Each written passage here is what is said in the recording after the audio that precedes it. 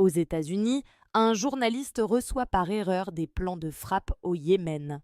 Jeffrey Goldberg, rédacteur en chef du magazine The Atlantic, a reçu par accident un plan détaillé de frappe aérienne contre les Houthis du Yémen via l'application de messagerie Signal.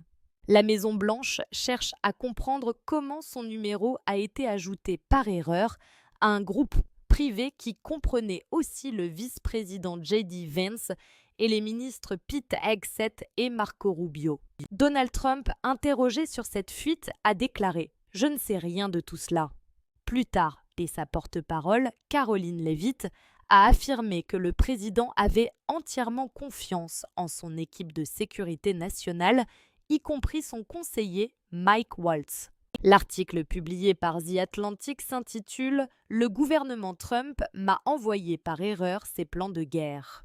Jeffrey Goldberg y raconte avoir reçu le 15 mars un plan d'attaque détaillé des frappes américaines contre les Houthis.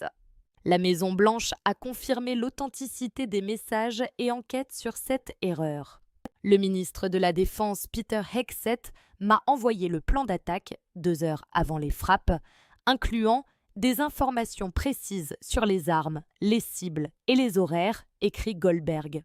Il explique que tout a commencé le 11 mars avec un message de Mike Waltz sur Signal, une application appréciée pour sa confidentialité. 2 jours plus tard, un message parlait de la coordination des frappes contre les Houthis.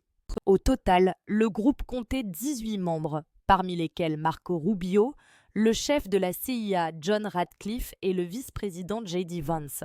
Ce dernier a exprimé des doutes sur l'opération, pensant qu'elle profiterait plus aux Européens qu'aux Américains. « Je n'aime pas devoir encore sauver les Européens », a-t-il écrit.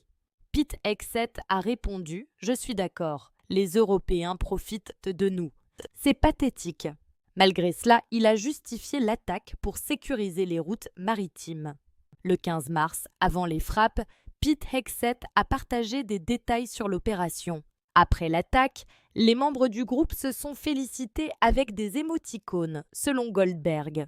Le journaliste avoue avoir eu de forts doutes sur la crédibilité du groupe avant que les frappes ne soient confirmées. Il déclare « Je n'arrivais pas à croire que la Maison-Blanche inclurait le rédacteur en chef de The Atlantic dans un échange aussi secret. » Après les frappes, il a quitté le groupe. Brian Hughes, de la Maison-Blanche, a défendu ces discussions comme une preuve de coordination réfléchie. Donald Trump, lui, a attaqué The Atlantic, le qualifiant de magazine au bord de la faillite. L'opposition démocrate a vivement réagi. « C'est une énorme erreur de sécurité », a critiqué Pete Buttigieg. La sénatrice Elizabeth Warren a dénoncé un acte illégal et dangereux. Et Chuck Schumer a parlé de l'une des fuites militaires les plus stupéfiantes depuis longtemps et a demandé une enquête. D'autres sénateurs ont accusé le gouvernement d'être incapable de protéger les Américains. Hillary Clinton, souvent attaquée par Trump pour son utilisation d'un serveur privé lorsqu'elle était secrétaire d'État, a réagi en partageant l'article sur X avec le commentaire « Dites-moi que c'est une blague ». Le 15 mars, les États-Unis ont bien mené des frappes contre les Houthis au Yémen. Donald Trump a promis de faire payer ces rebelles et a demandé à l'Iran d'arrêter de les soutenir. Les Houthis affirment que ces frappes ont causé une 50aine de morts et une 100aine de blessés.